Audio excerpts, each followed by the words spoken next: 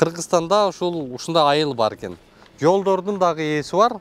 Мамлекеттик каттоо кызматы, госрегистр менчик ээси кылып бериптир. Пожарный көчөлөрүбүз. Ал пожарный көчөлөрүбүз дагы Лалафоодо ачык айкын сатылып атат. Жок, фундамент көрсөтөбүз. Камераңды кармап эле мындай бакылдап атчы, макул. Нормально иштесең мен. Даже чоң кишилер араң өтөбүз ушул жерден. Тимеле кымгыт.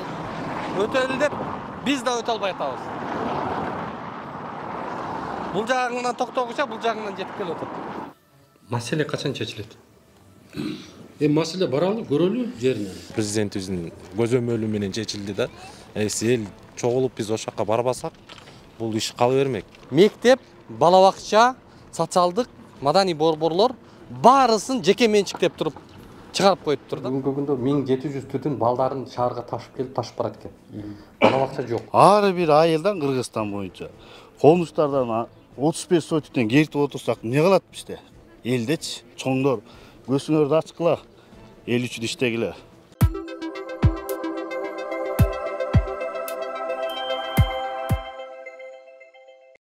Москвадагы мекендештерге жарыя, алыстагы боордоштор. Сиздер үчүн Ваш стоматолог клиникасында сонун мүмкүнчүлүк түзүлгөн.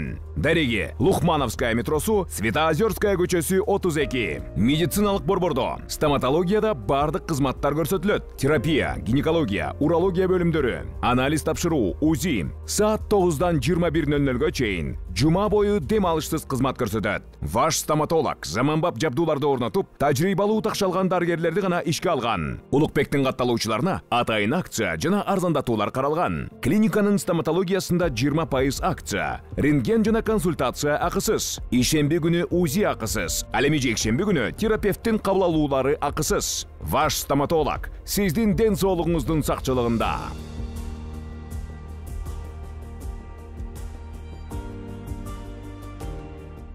Саламатсыздар, урматтуу көрөрмандар, биз азыр Аламүдүн районуна караштуу Биримдик Кут деген айылда турабыз. Бул айыл бир ай мурда кадимки айыл макамына ээ болуптур.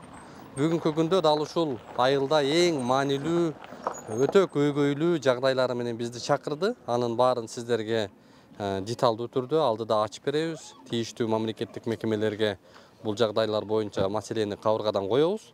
Урматтуу көрөрмандар, бүгүнкү чыгарылыш абдан бир мындай маанилүү. Анткени кадимки айыл бүгүнкү күндө 1700дөй түтүн бар экен бул айылда. Анан мектеби жок, бала бакчасы жок, социалдык, маданий борборлору жок экен да. Анын негизи бул маселенин өзөгүнө көйгөйдү ушу бизге кайрылып айтып аткан тургундардын айтымында кадимки ген план түзүлөт. Анан баарын жеке менчикке чыгарып таштаган да. Бул мындай бир нонсенс деп айтабызбы? Анткени архитектура, жергиликтүү бийлик, акимият негизги функцияларында бул ген планда кадимки социалдык, маданий борборлор түшүшү керек эле. Мына бул жер 35 соток экен, мечит менен ФАП түшүптүр. Анан бул тарабында дагы 35 соток бар экен. Бүгүнкү күндө бул жак талаштуу экен. Мына урматтуу көрөрмандар, ушул айылдын жашоочуларына мектеп, бала бакча, социалдык, маданий борборлор баарысын жеке менчиктеп туруп чыгарып коюптур да. Анткени трансформация болуп атканда жерди муниципалитеттин базасына алышы керек эле. Бирок андай кылбастан бул ушунча элдин, ушунча айылдын тургундарына жеке менчик мектепке, жеке менчик моундай социалдык, маданий борборлорго деп жер бөлүнгөн. Бирок муну ушул жергиликтүү бийлик кылышы керек эле. 8 айдан бери соттошуп, мындан 1 ай мурда 18 апрелде райондун соту Аламүдүндө бул 35 сотик бул жактагы жерди жеке менчикке берип коюптур.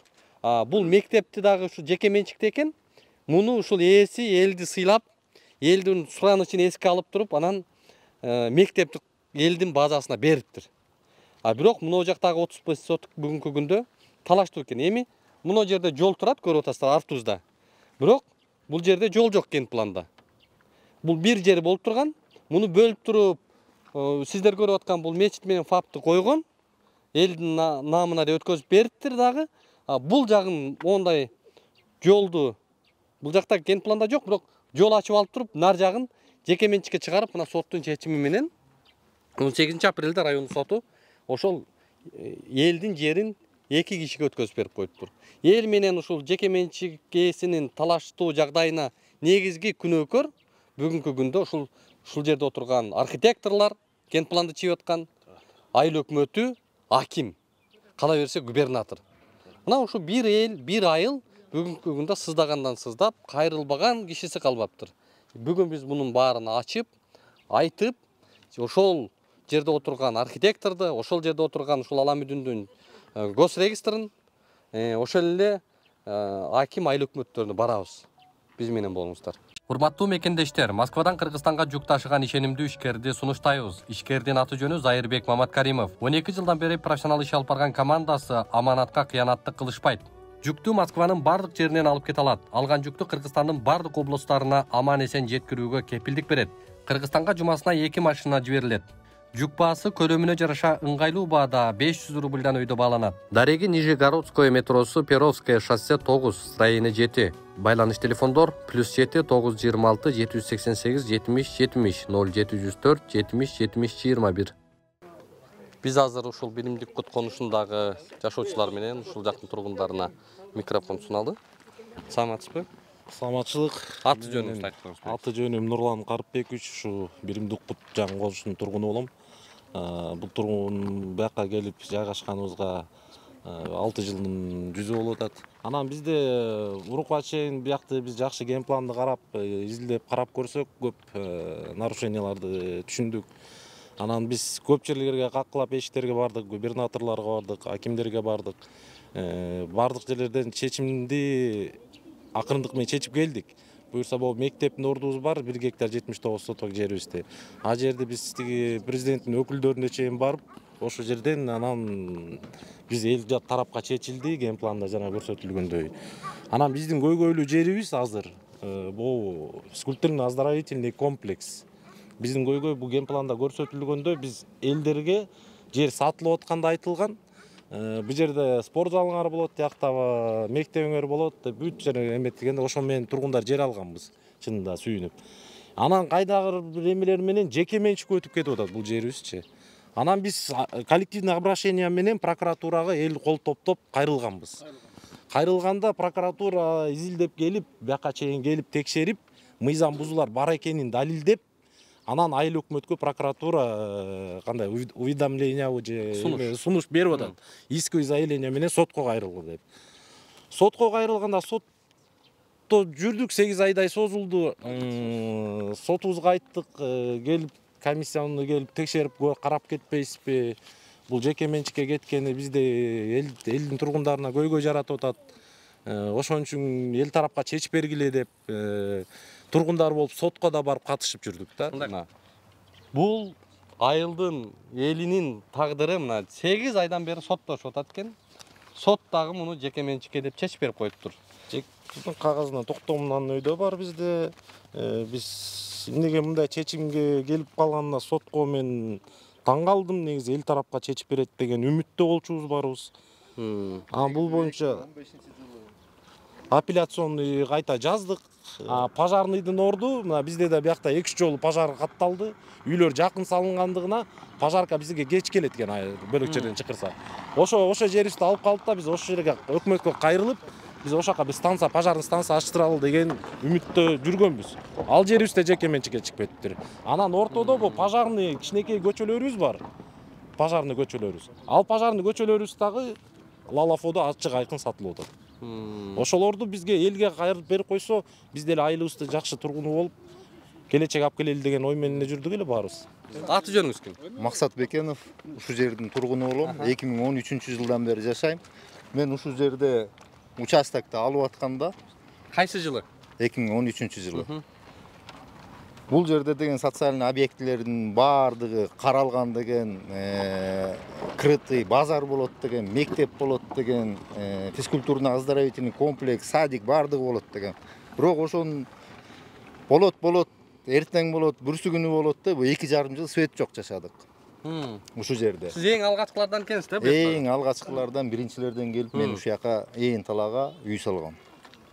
2,5 жыл свети жок жашадык. Элдин күчү менен ушул опораларга линияны светти эл алып келген да. Жолдорубуздун баары бир сыйра шагылтып өшөлгөн, бирок 2 жылдын ичинде өзүңөр билесиңер, жаан-чачын негизинде. Сиздер басып алган эмессиздер, сатып алгансыздар. Биз кызыл китепти сатып алганбыз. Лично мен 2013-жылы $5500 сатып алгам. Анан өткөндө келип 10% менен мен бергем, бекер бергем деген сөздөрдүн баары калып, балким туугандарына бергендир, балким бирөөлөргө бергендир. Анан бирок биз сатып алганбыз кызылдай акчага. Кызыл китеби бар дегенден өкмөт тарабынан госакт менен сатып алганбыз, баарын текшертип.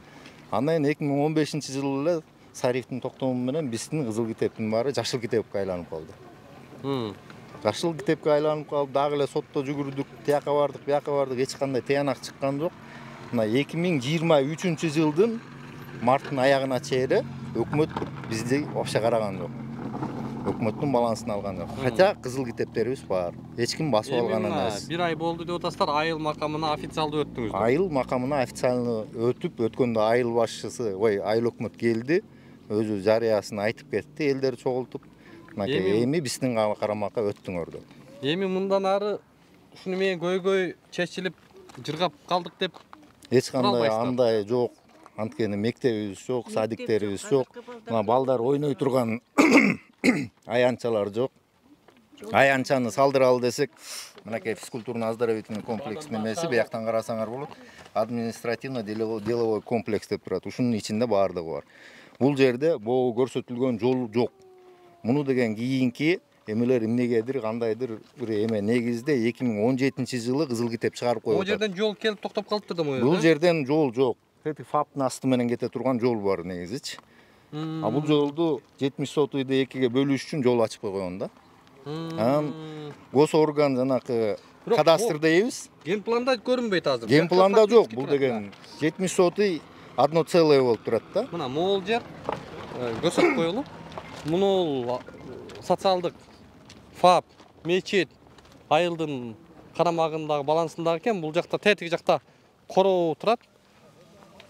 Бул тетиякка чейин экен да. Эми мынау жол бүгүнкү күндө бар, бирок генпланда жок экен. Азырда мунун чоо жайын сурайлы. Ошо 2015-жылы Сарифтин токтому менен биздин кызыл китептин баары жокко чыккандыктан, бул жерге эч кандай кызыл китеп 2017-жылы чыгарбаш керек болчу кадастр. Бул 2017 чыгып атабы? Бирок бул жол 35 сотыга 2017-жылы, азыр числосун билбейт экенмин, кадастр кайсынын эмненин негизинде кызыл китеп чыгарып койгону белгисиз. Булчу мектеп. Бул мектептин жерин азыркы квартальный айыл башчы айтып кеткендей, элдин күчү менен сотко аргы барбаган жерибиз калган жок. Ак үйгө чейин бардык, сотко бардык, прокуратурага бердик. Дагы жакшы ошондо прокурордун күчү менен ушул жер элге кайтарылып берилди. Муну өз ыктыяры менен берип атат да сиздерге. Ыктыяры менен берген жок, муну деген прокуратуранын негизинде берди. Мыйзам боюнча бар. Кылмыш эмес да ал. Эми кылмыш эмес да. Прокуратура ага кылмыш ишин козгоп, мындай жоопко тарта албайт да. Анткени бул жеке менчик мектеп. Өткөзүп берди да. Ал өз ыктыяры менен мындай. Бирок ушунун баарын өкмөттөгү эмелер, мисалы үчүн айыл өкмөт, аким ушул жерге трансформацияга уруксат берердин алдында ушул жерлердин баарын алып коюш керек болчу. Бизде ызы-чуу кылбай. Сиздер муну менен күрөшүп атып, эптеп бул ыктыяры менен Мектептин ордуна. Биз деген мисалы үчүн караганда ыктыяры менен берилип атат. Биз деген участокты алып атканда, мисалы үчүн мен мектеп, садиктер болбойт десе, мен бул жерден албайт болчумун. Ошол жылдары анткени $5,500 башка жерден деле участоктор чыккан. Болот деген үчүн алдык да ошо. Аз бизде мисалы үчүн социалдык объекттер, жерлер болбосо, жерди бербей атат да сиздерге. Биздики дача болуп калмак. Дагы кайсы жерлерди бербей атат? Базар болмок болчу. Кана пожарный болду. Пожар мына 4-чү. Бул да жеке менчикке сатылып кетиптир. Азыркы күндө. Бул 6 соцкульбут бияктарга үй түшүп кеткен. Бул базардын орду жарымына чейин үй салынып кеткен. Просто булар элди жубатып эле алдаганга барабар эле болуп калды. Мен жеке оюм ушундай да. Ушул күнгө чейин созуп келгенинин негизи ушул эле болуп калыптыр да, жерлерди эптеп жок кылыш. Айыл болгондон кийин базар болушу керек. Бардыгы болуш керек. Биз ошон үчүн Келиңиз апа, мына 1,5 миңге жакын түтүн бар деп атасыздар. Айнанан сүрөбөй. Аты жөнүңүз? Меники Сайна Бакировна. Бул жакта жашайсыз? Бул жакта жашайм. Уже 10 жыл болуп калды жашаганыбызга. берді алғанда мен үйді жерді сатып алғанда айтқан болчу бердім школа болот, поликлиника болот, тербаз, эме садик болот деп, тияқта болса базар деп айтышқан. Анын бири да жок, эчтеке да колдонгон жок. Анан кийин карап отурсаң кышкысын кыйын эле болот балдаргачы, тетеги жолдун жээгинде турушат. Шаарга таш. Шаарга барышат. Жол болсо тим эле кыйым-чүйүм болуп эле эме машинелер тынбай жүрөт. Анан кийин коркосуң балдарды жибергенден. Ошол жерге мектепти куруп берсе, сонун эле болмок. Комплексин. Ошол. Сиздин канча небереңиз бар? Мени 3 неберем бар. Каяка алып барып окуп атат, мектеп жок болсо? Бишкектен окуп атабыз. Барып келип атабы күндө? Жок, мен ошол жактан квартира снимать этип окутуп атам. Бияктагылар барып келип окуп атышат. Квартирасы барлар ал жакта квартира көп койт экен. Бул жактагылар күнүгө барып келип окушат. Атыңыз ким? Атым Үмүткүл Деркенбай. Ушул жакта жашаганыбызга уже 9 жыл, 13 жыл болуп баратат. 2012-де келгенбиз. Бир жыл свет жок жашадык. Максат айткандай 1,5 жыл, 2,5 жыл суу жок, анын жок жашадык. Анан бул жерде окуучулардын баары шаар ичине барып келишет. Барып келген акчасы как положено төлөнүшөт. Жолдор расходко эле канча акча кетип атат балдарга. Анан ошо биздин көйгөйүбүз ушул жерде мектеп салынып берсе, садик салынып берсе, детский площадка салынып берсе, могу жерде кичике базарыбыздын жери ордуна туруп берсе, ошолордун баары бизге жашаган элдерибизге жакшы эле болот эле. Анан баарыбыз эле ушинтип шаарды самсалап жүрөбүз. Ушул жака кичине келиндер, жаш келиндер ушул жака деле иштешсе жакшы эле болот эле. Садик болуш керек болчу, мектеп ошонун баарын иштесек кандай сонун болот эле. Канча балаңыз? Менде өзүм азыр неберем 4 неберем бар. Садикке барышат сыртка шаар ичине. Буларды алып келебиз. Кышкысын асап. Канча жолго барасыздар? Канча аралык? 1 километр мына көп болот. Жок, шаарга дейм. Шаарга деди шаар ичине барабыз. Аламедин базардан ары.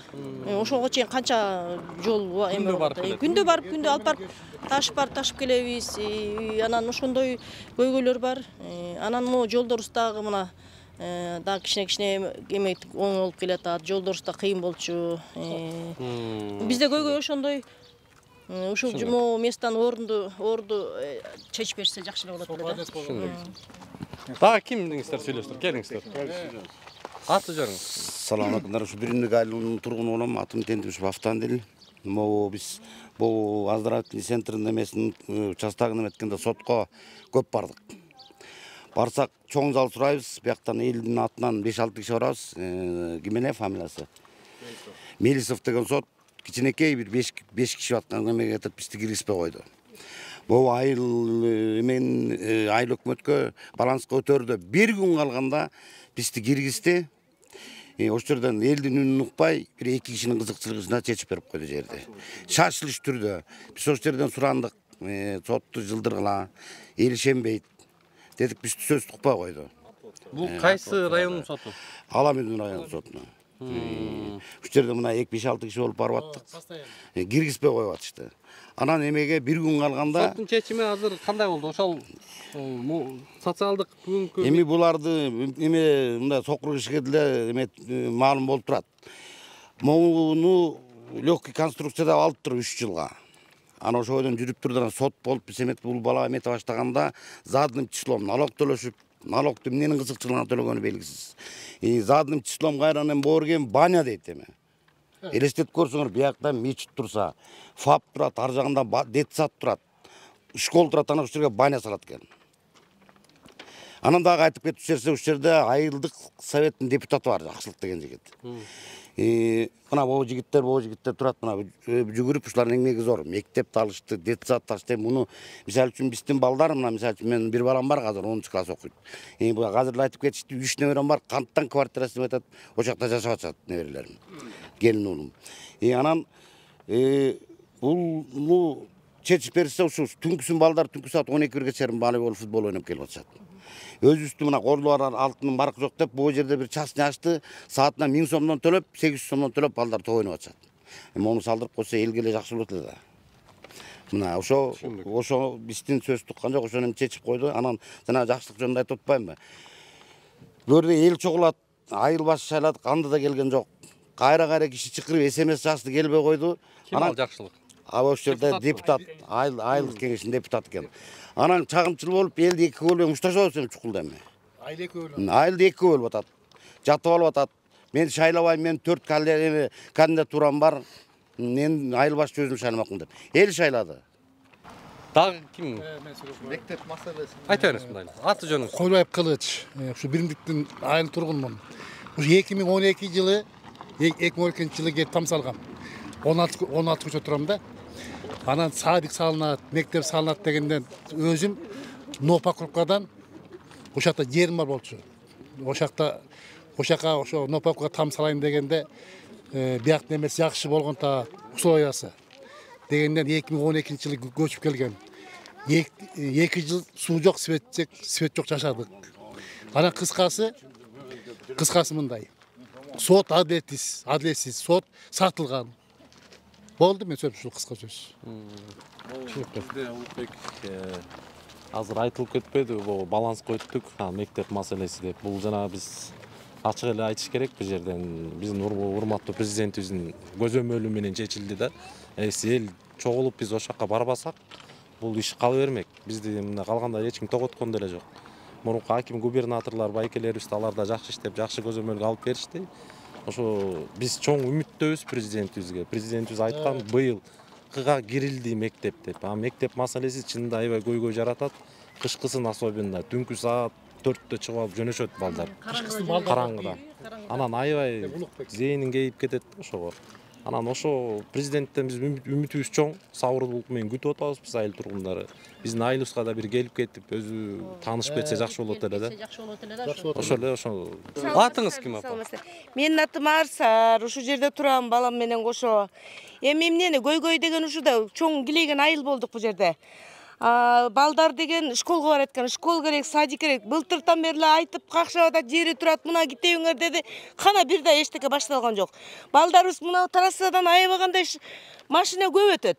Анан туура эмес экен да, балдарга өтүшү кыйын болот экен балдардын эртелегечи. Мына жерге куруп берсе, карачы кандай чоң эл болдук бул жерде. Эл көп болуп атат. Эртелеп куруп берсе жакшы иш болмок. Баарыбыздын көргөнүбүз ушу садик менен эле неме, балдарды ташыш кыйын болуп атат. Булар центрге барып иштешет элдин баары. Эртең менен кетет, бала жеткизеби же жумушка бара булар. Аябай кыйын болуп атат да адам балдарга да. Биз да кичине анча-мынча балдарыбызды каралашканга келип отурабыз да. Анан ушунча жылдан бери булардын дагы немесин көйгөйүн угуп эртелесе жакшы болот эле бизге дагы чоңдор.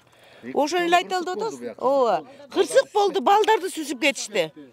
Анан даже чоң кишилер араң өтөбүз ушул жерден. Тим эле кымгыт машиналар.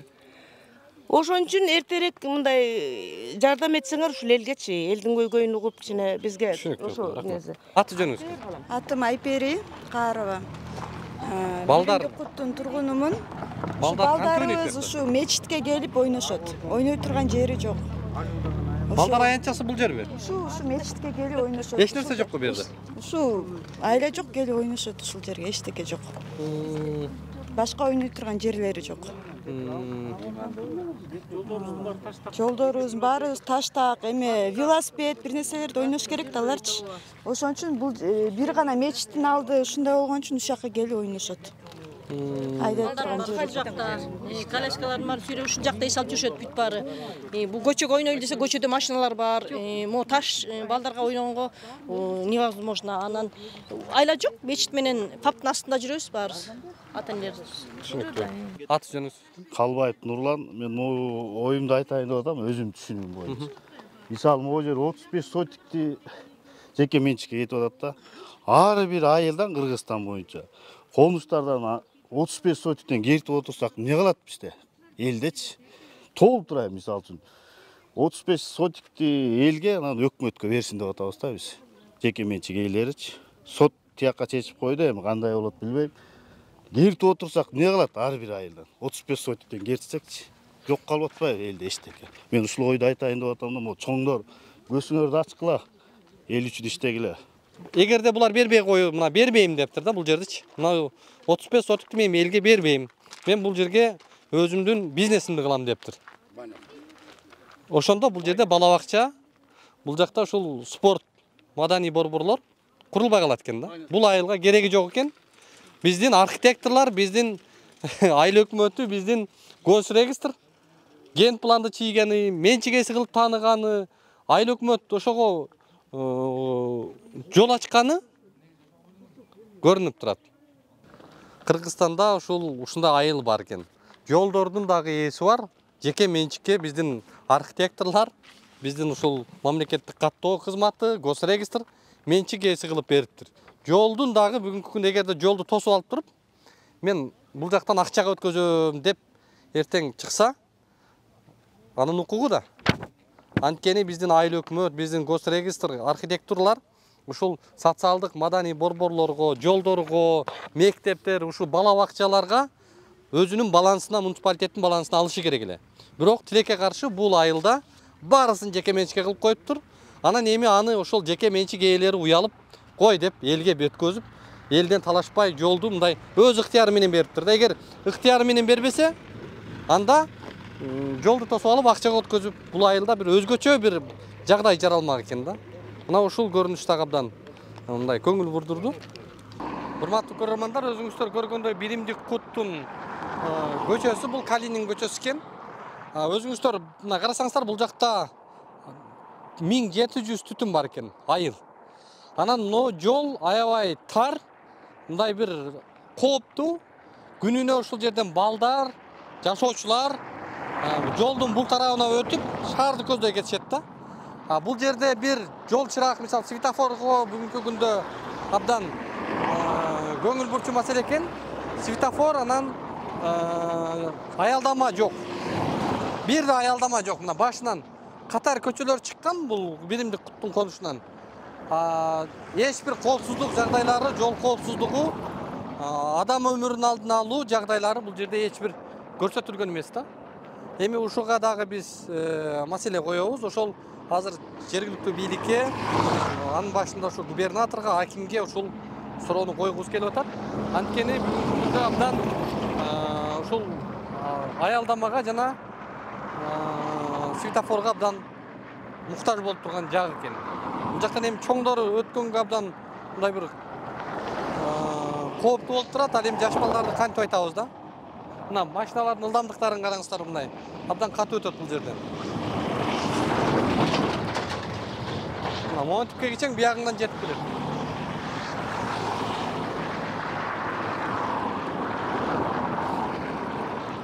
Ушул жерге бир светофор катар көчөлөргө чыгыптыр, бирден светофор кое турган акыбал жаралыптыр да. Мына өзүңүздөр көргөндөй машиналар абдан катуу ылдамдыкта өтүп атат. Жана айыл тургундарынын дагы айтканы мындай жөн эмес экен, себеби бул жерден да балдарды уруп кеткен, сүзүп кеткен, жол кырсыктары болуп аткан жагдайлар жаралып атыптыр да. Мына өтөлү деп биз да өтө албай атабыз. Бул жагыңдан токтогуча бул жагыңдан жетип келип атат.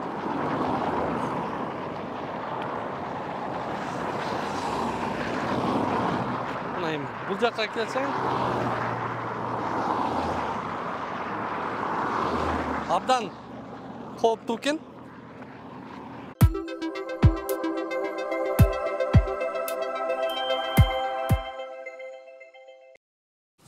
Салют.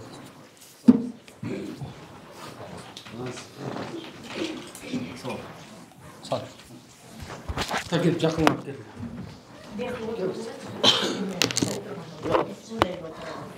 Так, угатам, туугандар. Маселе, урматтуу губернатор, биз атыбыз Улукбек, көз карандысы журналистбиз.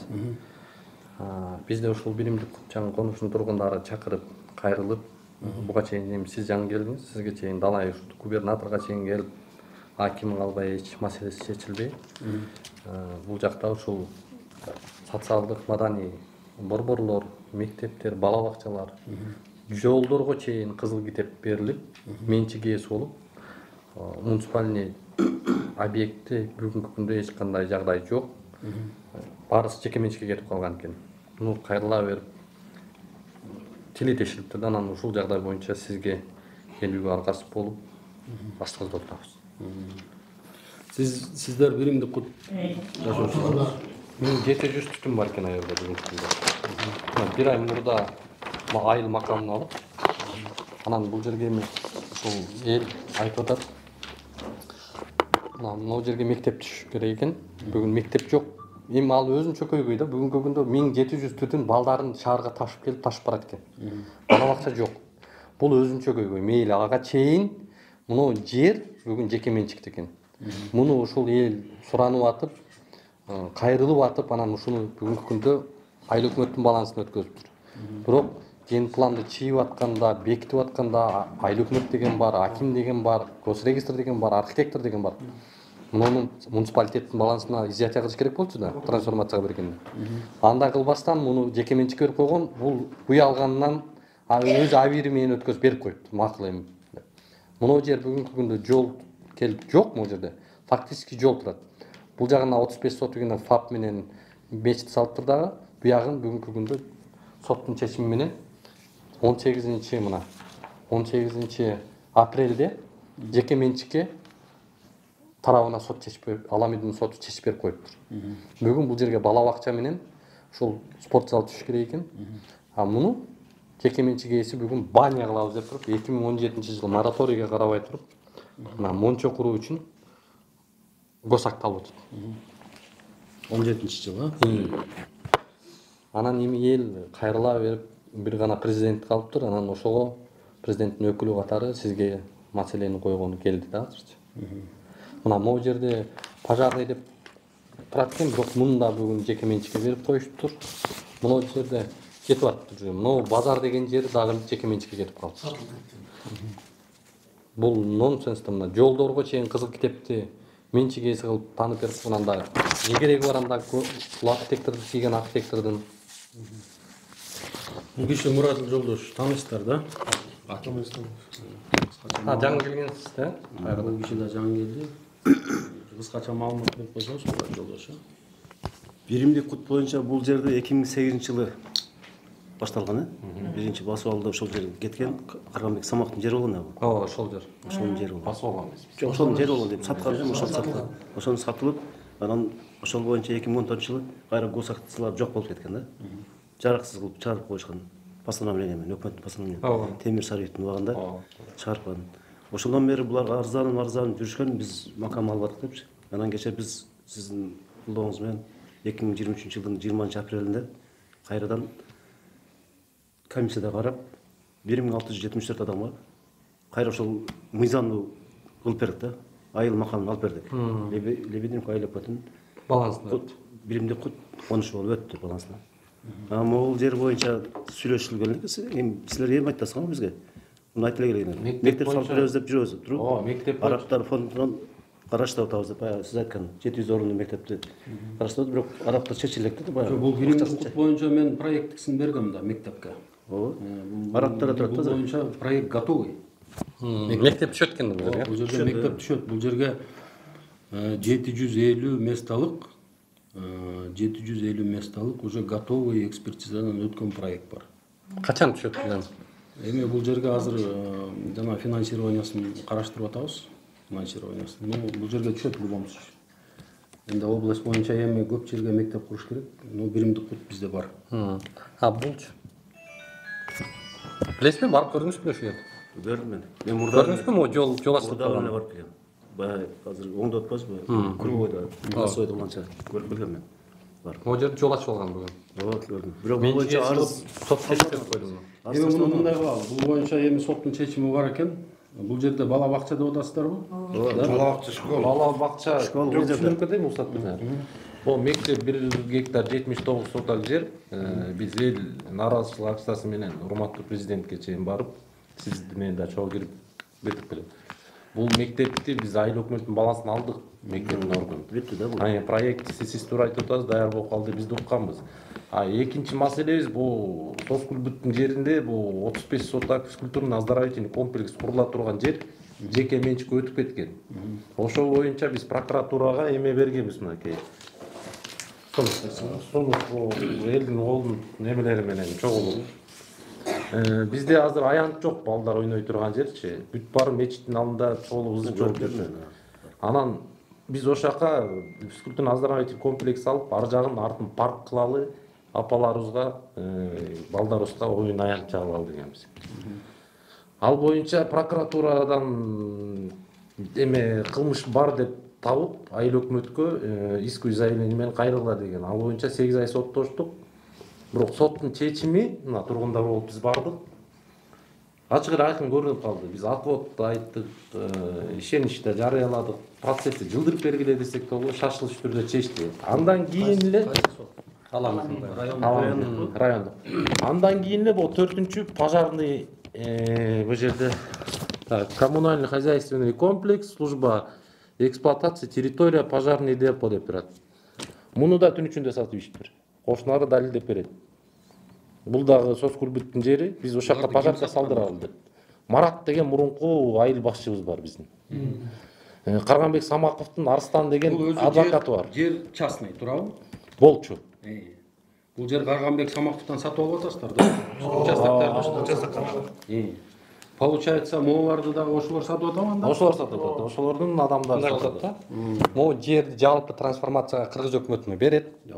Бергенде макул деп дагы трансформация кылат, бирок жергиликтүү бийликке, аким, айыл өкмөтүнө поручить этилет да бул.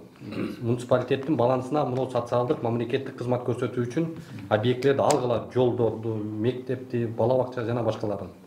Бүгүн булар алган эмес да айыл өкмөт. Аким алган эмес, госрегистр каттап менчик эч кылып берип койгон. Анан кийин ортодо бүгүн мамлекет эки адамды тирештирип коюп атат, эл менен жанагы жер саткычтар.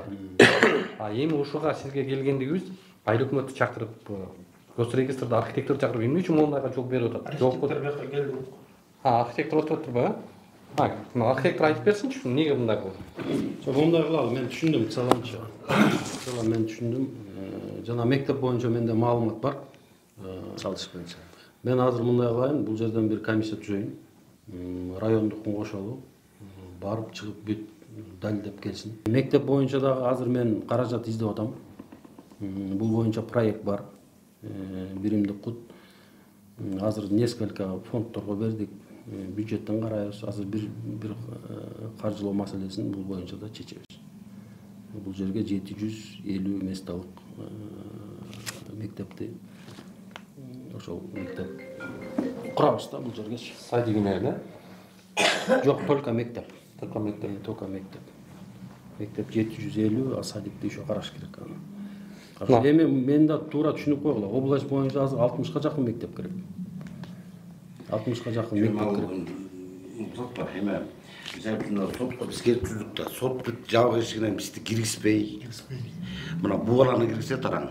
Анан эки адвокат бүттү киргизбейт, эшикте турабыз.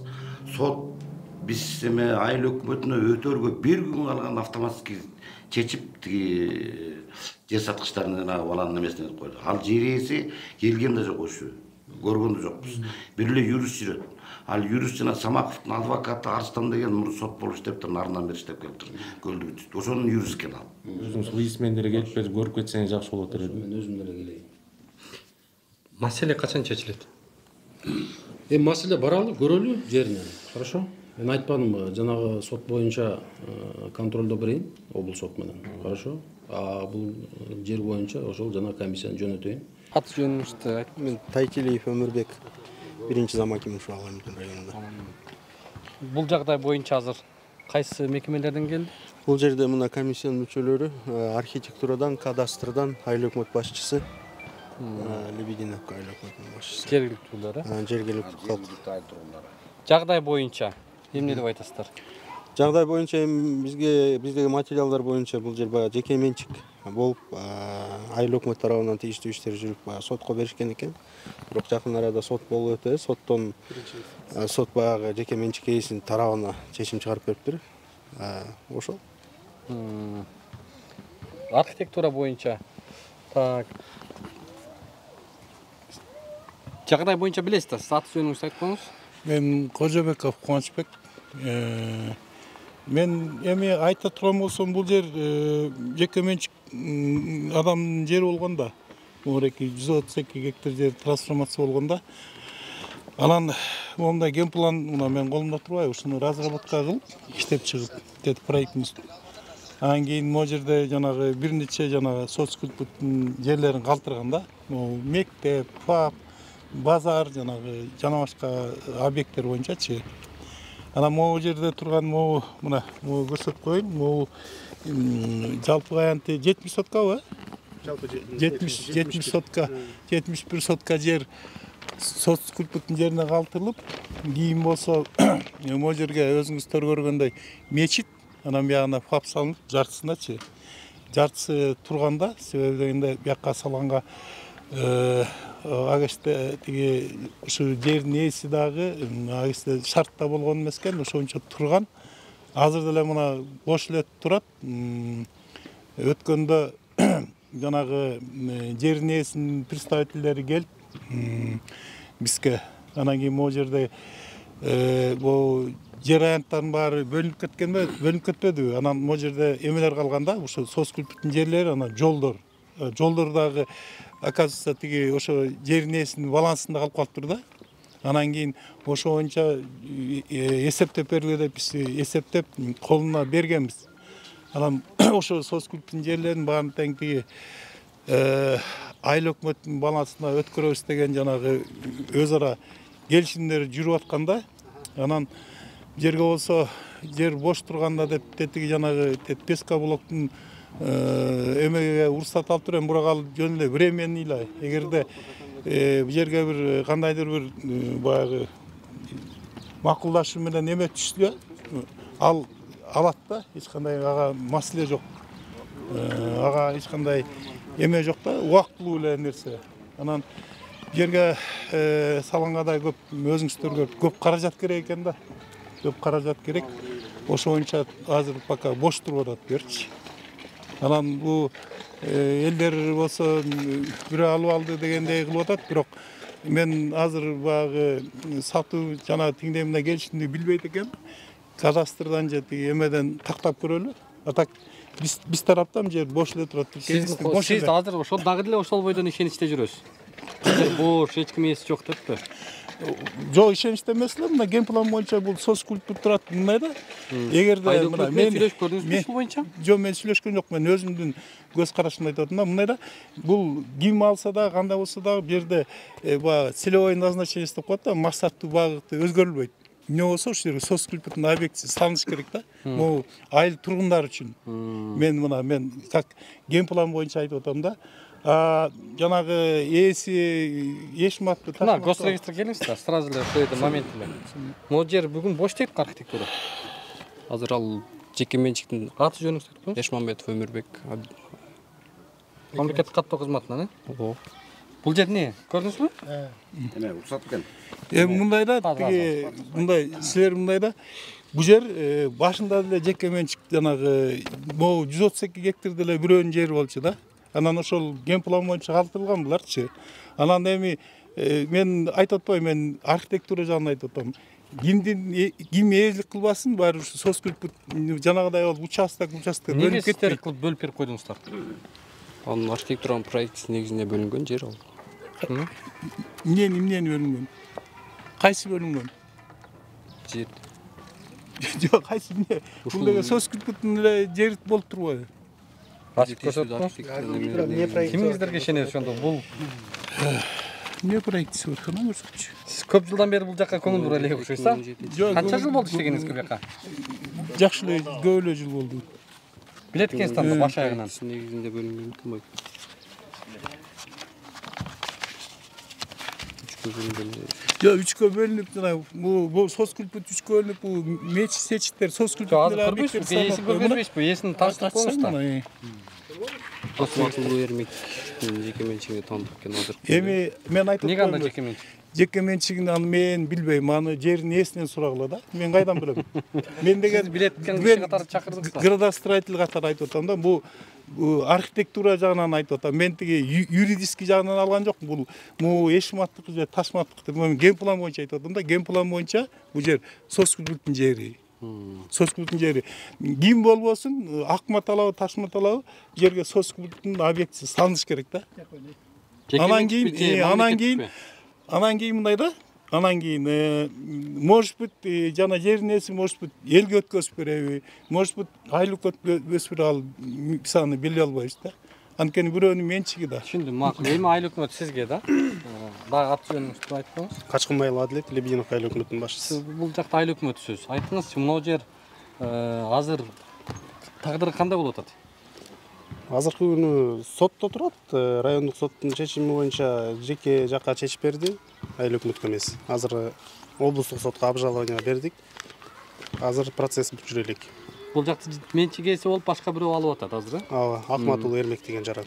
Түшүнүктүү. Эми мамлекеттик кызматты көрсөтүүдө ошол ген планды бекиткенде сиздер кандай процедураларды кылышыңыздар керек эле?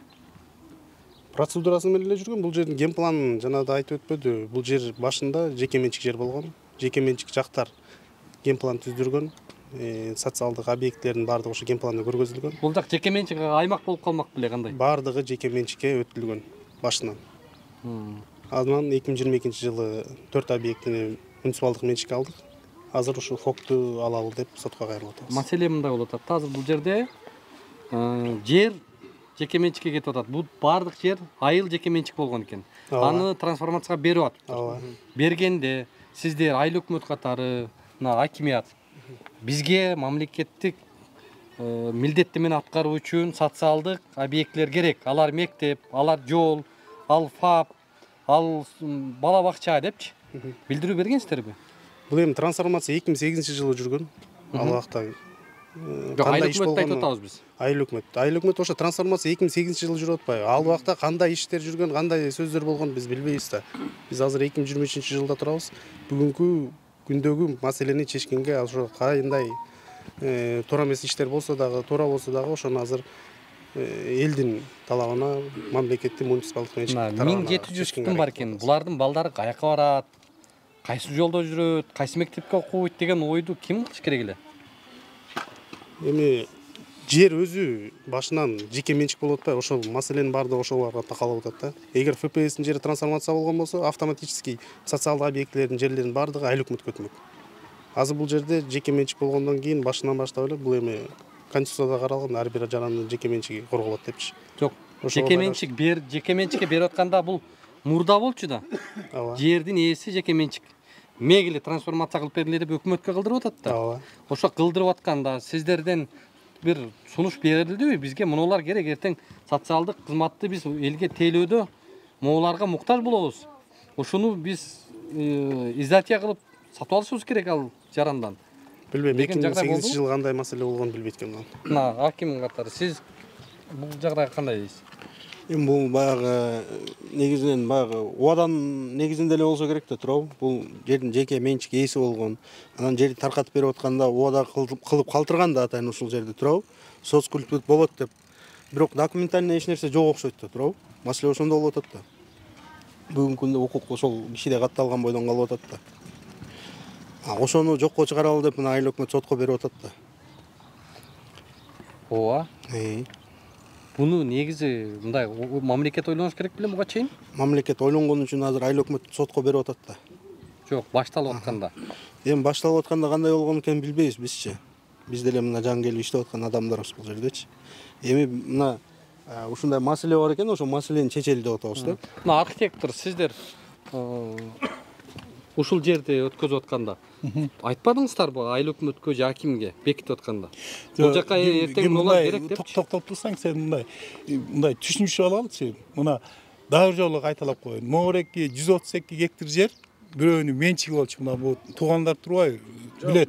Коюп турсаң коюп турсаң мына эми сен андан кийин азыр бир суроо берейин, жооп берейин. Сиз айтып атасыз, бул жер деген азыркы учурга чейин пустой турат деп атасыз. Туурабы?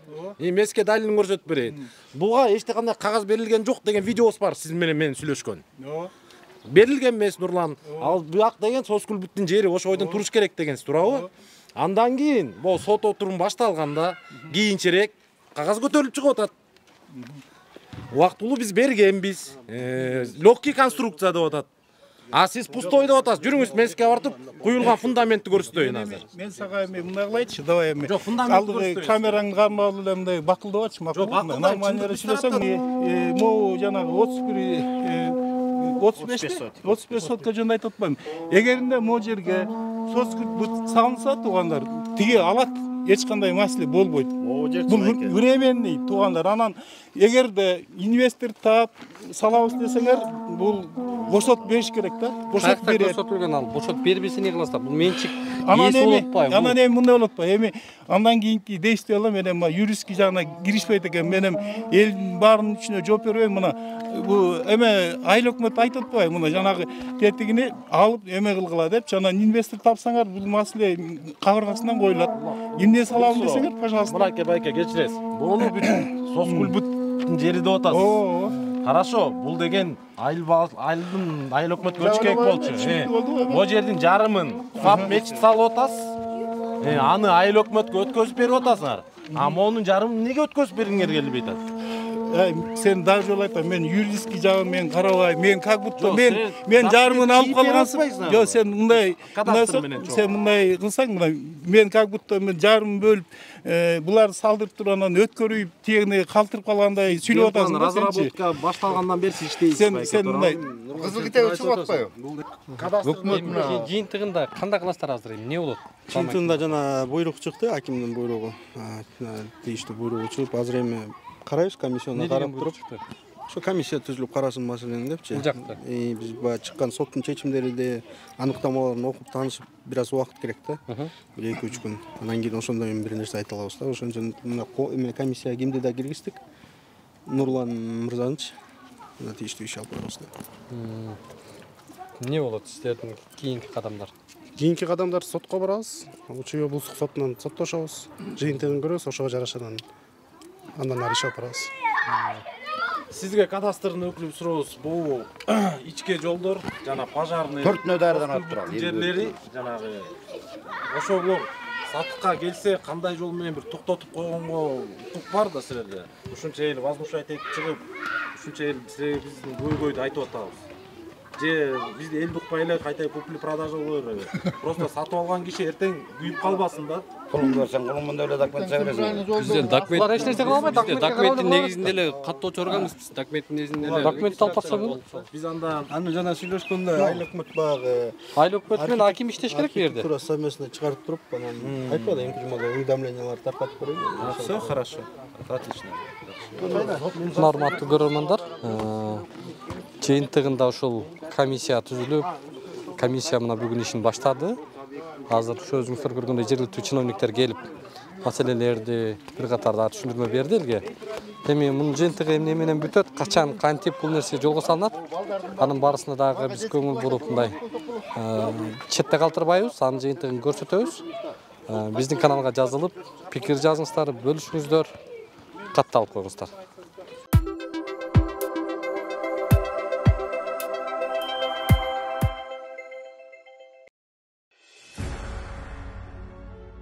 Урматтуу мекендешим, өз үйүң, өлөң төшөгүң демекчи, бул заманда жеке турак жайлуу болууга эмне жетсин? Бул муктаждык боюнча ойлонуп жүргөн болсоңуз, биз сизге жакшы тандоо сунуштайбыз. Азыр мен турган жер Ылдыйкы Жал кичи районундагы Үмүт строй компаниясы куруп жаткан Мурас көп кабаттуу объектиси. Эмне себептен Үмүт строй компаниясын сиздерге сунуштап жатам? Бул биринчи кезекте документациясындагы тактык жана тазалыгында. Келечекте үйүңүздүн документине байланыштуу эч кандай кыйынчылыкка дуушар болбойсуз. Бул критерий учурдун эң негизги көңүл бурчу маселеси болушу шарт. Экинчи жагдай, курулуп жаткан үйдүн сапаттуулугунда Үмүт строй курулуш компаниясы сейсмологиялык коопсуздукка жана курулуш норма эрежелерин толук сактоого кепилдик берет. Аталган турак жай 10 кабаттуу комфорт класстагы Ылдыйкы Жал кичи районундагы Курчатова 23 дарегинде жайгашкан. Ошондой эле бала бакча, мектеп, жогорку окуу жайлары, поликлиника жана ири соода борборлору кадам сайын кезигет. Эң башкысы, узак мөөнөткө 33 айга бөлүп төлөө мүмкүнчүлүгүнө ээ болосуз. Мурас көп кабаттуу объектисин 2025 жылдын 2-кварталында өз ээлерине тапшырууну пландашууда. Толук маалымат алуу үчүн дарегибиз Жаманбаева 36/1, байланыш телефондор 0501 44 22 22, 0221 44 22 22. Баса, бул курулуп жаткан көп кабаттуу үйдүн курулуш норма эрежелерин сактап куруусуна биз өз көзөмөлүбүздү жүргүзүп турабыз. Андыктан кабатырланууга негиз жок.